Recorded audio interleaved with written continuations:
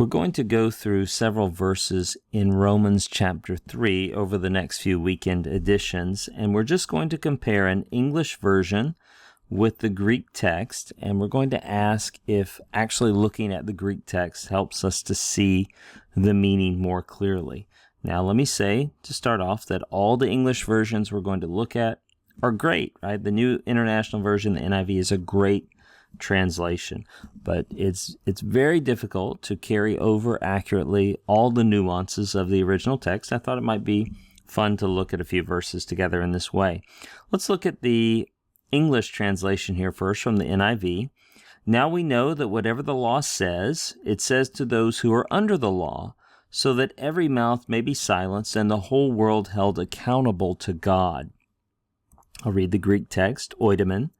De hati hasa ha namas lege, tois into namo lale, hina pan stama frage, kai hupadikas genetai pas ha kosmos to theo. Okay, now it might be fruitful for you just to pause the video and compare the Greek text with the NIV translation and see where you think there's potential loss of nuance. I'll just point out a few things myself. You'll notice the NIV translates lege as says and lale as says, and that's fine.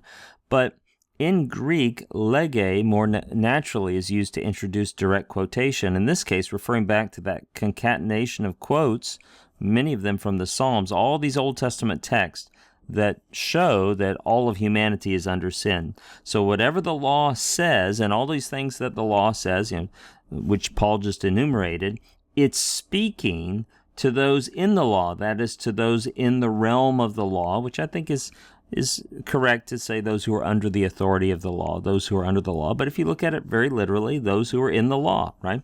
We know that whatever, as many things as the law says. Let me clarify what's going on here just to make sure you're following me. So there's from oida.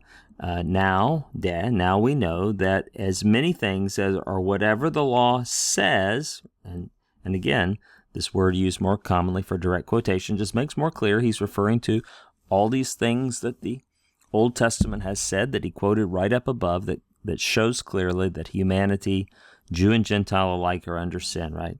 It's speaking.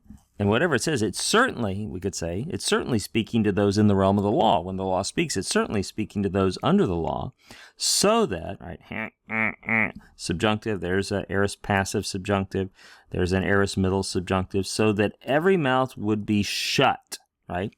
It's a picture of someone standing before a judge who has no response, no reply, nothing you can say, you're guilty, right? And that is a question here as to whether hupadikas is rightly translated held accountable.